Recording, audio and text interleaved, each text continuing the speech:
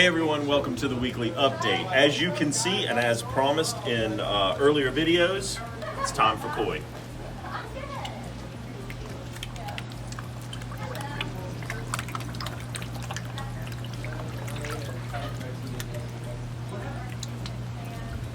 So, we just got in a great selection of koi. We got it from the supplier that we got it from at the beginning of last year. He's been our best koi supplier, but we haven't been able to get anything so far this year, so now we do. So you definitely want to watch Facebook this week, and you definitely want to come by the store. If you are ready to get your pond started, if you're ready to add something new, this is where it starts.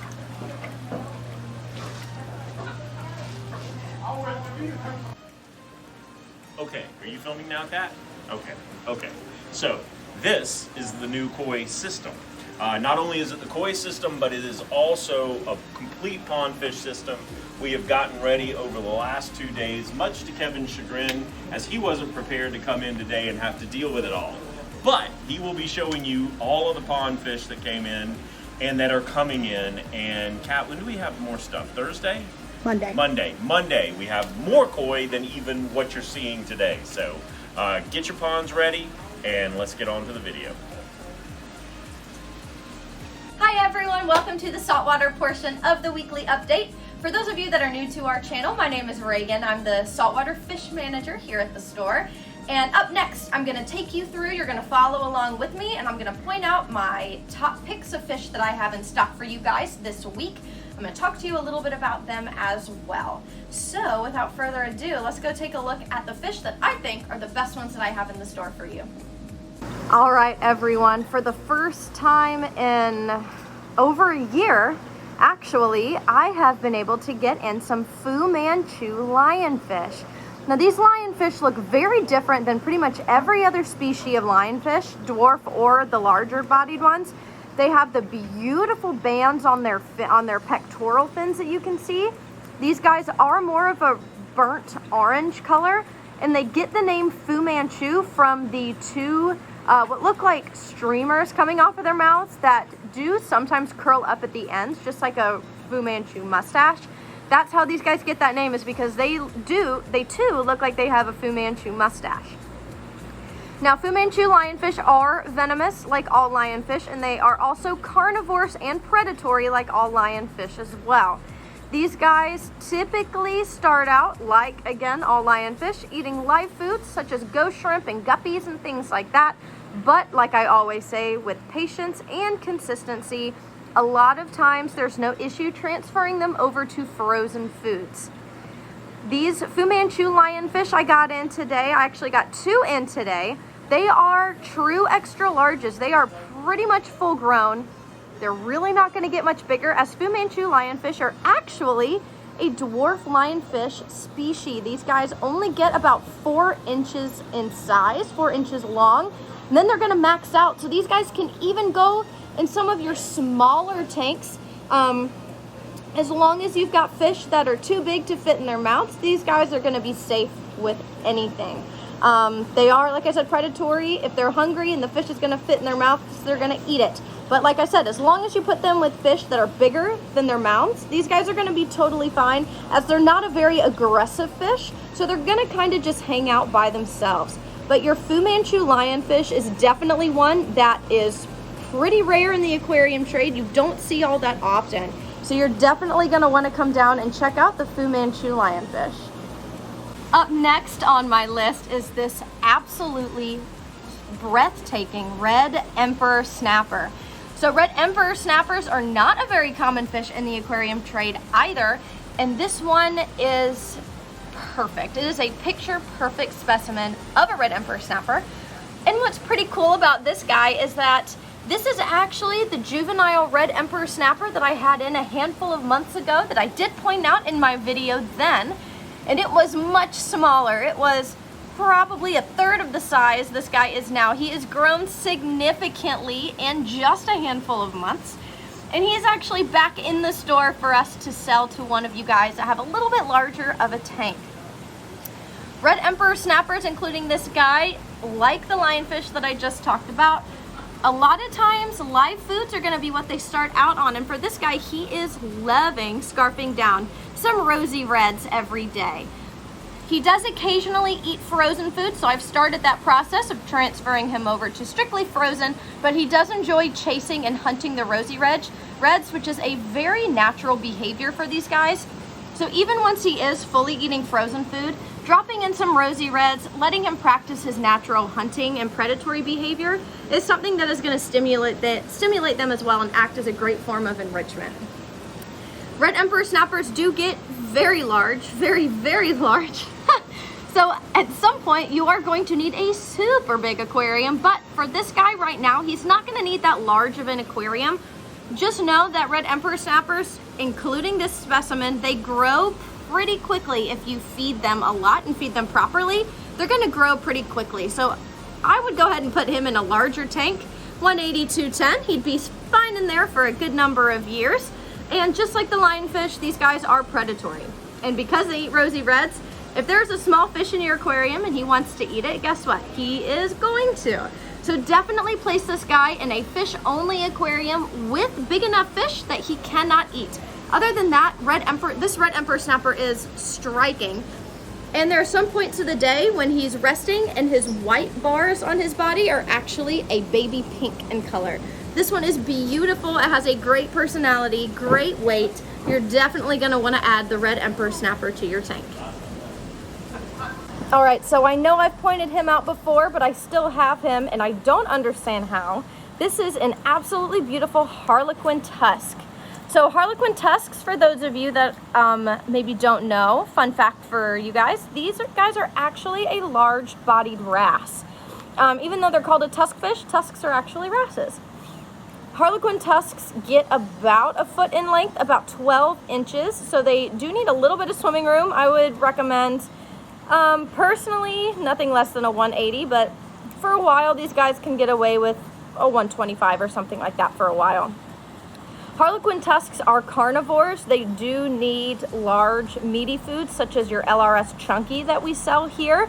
They also love clams on the half shell. This guy is eating both. He is eating very well. Those clams on the half shell are good for his teeth. His teeth are, he's not super showing off his teeth right now, but you can kind of take a look as I zoom in. Those teeth are huge and they do protrude out on the fronts of their faces. So they're going to use those teeth to eat the meat off of the shell. It'll help wear down their teeth as well. Also know, because they have those teeth and they are a large-bodied wrasse, your inverts, your crabs, your snails, and your shrimp are going to become lovely snacks for this individual, and all Harlequin tusks alike. So this guy does much better in a fish-only tank where you don't have any inverts that can end up as a snack. A lot of people, though, do keep Harlequin tusks in their reef tank just because of their personalities and their beautiful coloration. Just know that your cleanup crew is more than likely going to become a nice snack for this guy, so just keep that in mind. Harlequin tusks, another real quick fun fact, actually you can get them in 2 different places in the wild. You can find them in the Indian Ocean, and you can also find them off the coast of Australia. This one is a true Australian Harlequin tusk, and one of the ways you can tell is because of his teeth. So Harlequin tusks that come from Australia have those bright blue, cobalt blue colored teeth in the front of their faces, in their mouths. Whereas your Harlequin tusks from the Indian Ocean, your teeth on those guys are going to be more of a normal white or a cream color. But this guy right here is an absolute pig. He loves his food. He has a great weight, great personality, and he's an overall absolutely standout specimen. So I typically don't show clownfish in the weekly update, but I actually got a trade-in this week from one of our service accounts for a beautiful pair of CLARKII clowns. CLARKII clownfish can be one of the more aggressive clowns, kind of like your maroons. They're definitely not as peaceful as some of your smaller Ocellaris species, and these guys also can get super big. So this is your female. As in pairs of clownfish, your female is always going to be your larger and your male is going to be the smaller of the two. These guys have been a pair, I think they said, for a few years now, at least 3 to 5 years, I think is what they said. They've been a pair. So they are a true bonded pair. They are beautiful. You don't see CLARKIIs with that dark body and the light colored fins all that often. They're typically all that light color. So these are even a specialty variant of the CLARKIIs, and they are absolutely beautiful. Your clownfish are actually very hardy, and they're typically what we recommend for you to use to cycle your tank. So if you're looking to set up a saltwater tank and don't necessarily want just the smaller regular Ocellaris clowns to cycle with, come on down and pick up this beautiful, this black CLARKII pair to cycle your tank with. They're beautiful and they are eating well, and they are definitely a wonderful pair of clowns to add to your tank. I was finally able to get in some more diamond gobies for all of you guys that have been asking for them the past week or so. I got in 4 different diamond gobies, and they are all a pretty small size, so they are perfect to add to your smaller tanks, such as your biocubes and things like that. They do a great job of sifting your sand to make sure that you don't get that gross colored algae that grows on top. They're going to stir up your sand and also oxygenate it while they clean it as well. Other than sifting your sand, these guys do enjoy the frozen foods like your brine shrimp, PE mysis shrimp, and your normal saltwater fish preparations. This guy does also enjoy. Like I said, right now these guys are an excellent size. They came in looking phenomenal, and they are at a wonderful price point for their size as well. So if you've been looking for a sand sipping goby, especially these specific diamond gobies, now is the perfect time to head on down to the store and pick one up for your tank. One more thing I'd like to say about these sand sifting gobies and about gobies in general is that they are fabulous escape artists. They love to find the smallest hole in your tank and they will jump out. So if you want a goby, make sure you have a lid, whether it be a glass lid or some type of like netting lid or something that they can't get out of. Otherwise, if you don't have a lid on your tank, they probably will jump out. And we don't want that, so make sure, and I know you don't want that either, so make sure that you do have a lid. But other than that, they are absolutely wonderful, and these guys are beautiful. Last, but certainly not least, are these absolutely crazy looking snails. These are called your Babylon snails or your Babylonian snails. So these guys are super cool. You can see him, he's trying to flip himself back over. If this snail looks familiar to you with that small antenna out front and that large foot, and the fact that these guys are partially buried in the sand, that's because these are just a prettier variant of your Nassarius snail. These guys have the same behavior, same personalities of your Nassarius snails. These guys are just a little bit more rounded, and they have the brown patterns and the brown blotches. But you can see they still have that antenna that they like to stick up out of the sand, and they'll just hang out. These guys do, depending on how thick your sand is, they will completely bury like your Nassarius snails. But these guys are going to get, as you can tell, much bigger than your regular Nassarius snail. So most of the time they're going to be half buried, so half in, half out. But they do exactly the same thing. They will clean your sand bed like your Nassarius snails. They're just, like I said, a prettier variant. These guys are beautiful. It's the first time we've had them, at least since I've been here, and I've been here almost a year and a half now. They came in with all different colors and patterns. They're already buried, already cleaning the sand bed. Now's the perfect opportunity to get some beautiful snails that are reef safe as well. You all know how much I love live plants and live plant at aquarium. If you don't, I will remind you. I love them. That brings us to our next video. Check this out. Hi y'all, this is Cricket Lucas. I wanted to show you my 90-gallon planted tank. It is serviced by Fishy Business, and they do an awesome job. I have Anubis, I have lilies, and I have a lot of other plants, but I don't know what all the names are. As far as fish goes, I have 2 beautiful electric blue Jack Dempseys. Big Jack is in the front and Little Jack's over to the left. I don't have much imagination when it comes to fish names. I have Serpae tetras. I have mollies, which love to give me babies. I have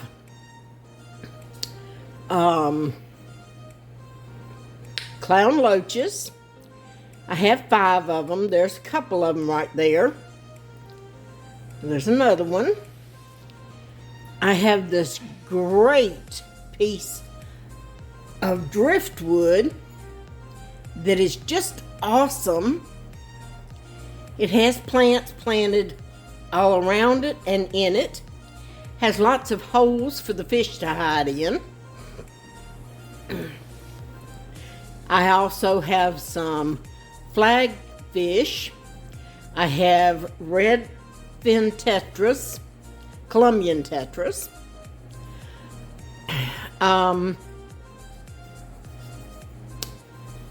It's about all I can think of right this minute, but I hope y'all enjoy my tank as much as I do. It gives me a lot of peace when I'm stressed. Have a great day. Bye. Hi, it's Kevin. I'm here to show you all the cool things we got in this week. Got in a lot of pond fish and a lot of other stuff to show you. We got in some really nice looking koi. We got in everything from small to medium to large. We have in the short fin domestic, the long fin butterfly. All of these look excellent. Come eat. We got in some big boys in this pond over here. We will be getting in some more of the larger ones because we sold out of a lot of the larger ones as soon as we got them, but we're going to keep getting them in steadily. We've got a lot of different sizes for you.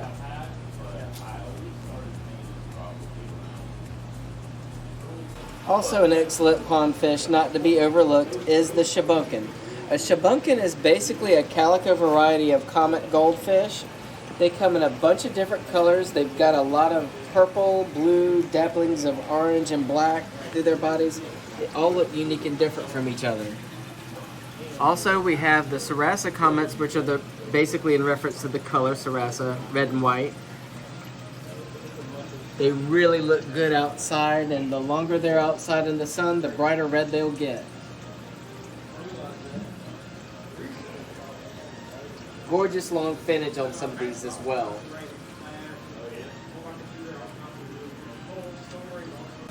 We got in some awesome looking peacocks. Got a bunch of nice looking male peacocks from a local breeder.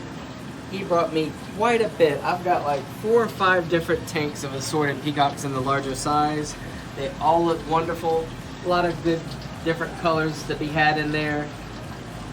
Spectacular color, and these are from a local breeder, so these have never ever been fed any testosterone laced food in their lives, so they're not genetically enhanced. That's the real deal. We got in some cool little ember tetras. They're one of my favorite little nano fish. These guys seldom reach over an inch long. Awesome schooling fish for a smaller tank of any sort, or in a larger tank in large numbers. Some really awesome looking live bears that we got in. We got in a good selection of Variatus platies. Variatus platies are just different colored platies. They will crossbreed with regular platies readily.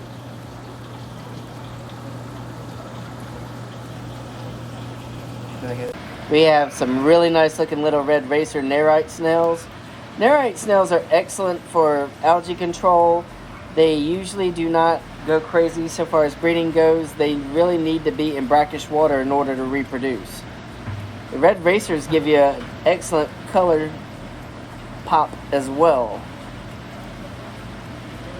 Look at red. Really cool imported plecostomus we got in. We got a really nice king tiger plecostomus. He's trying to show off really well for you. These guys won't get super big, but they get around 7 to 8 inches.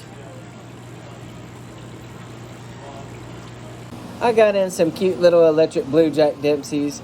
They are relatively small, but these usually do come in kind of small to begin with.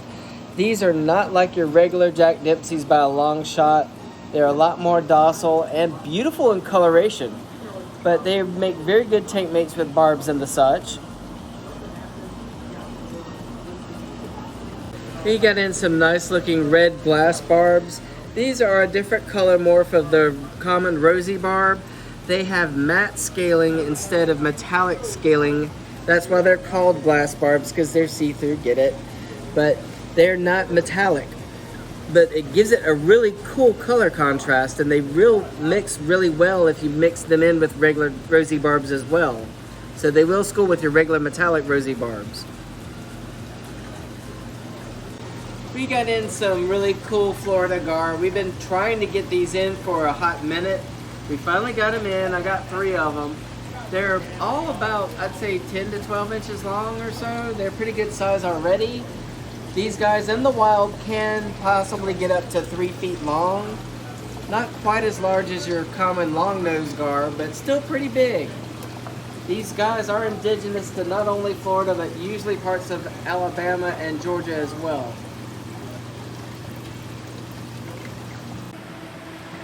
We got in some LIONFISI. LIONFISI are an algae-eating fish. They don't usually get over 7 inches. They're indigenous to the Amazon. One important thing to remember though when you're dealing with scavenger algae-eating fish, a lot of people seem to think that they're going to eat exclusively the algae in your tank. No, that is true that they do eat algae, but they do need to have their diet supplemented somehow, some way. Because just the algae alone in your tank is not going to be enough to sustain these animals. We got in some locally raised black convict cichlids. These little guys are highly aggressive and territorial, but will mix in with most other South American cichlids for the most part. Bear in mind when you're doing an aggressive cichlid tank that you can't really say, yes, they're all going to live and they're going to get along with each other in peace and harmony. No, best you can say is it's going to be a fair fight. Okay, so as you can see behind me, anything you need for your pond, most anything that you need for your pond, we have. Except for the person to dig it. You're going to have to do that yourself. But for what we do have, we have all the pumps, we have all the netting if you've got problems with heron and things like that getting into your pond, Pond Perfect, SAT for getting your water right, just about everything you can think of, filters, everything. And we have specialists here that can help you. So, if it's pond season for you, we got what you need. Have a great week, God bless, and we'll see you back here next week.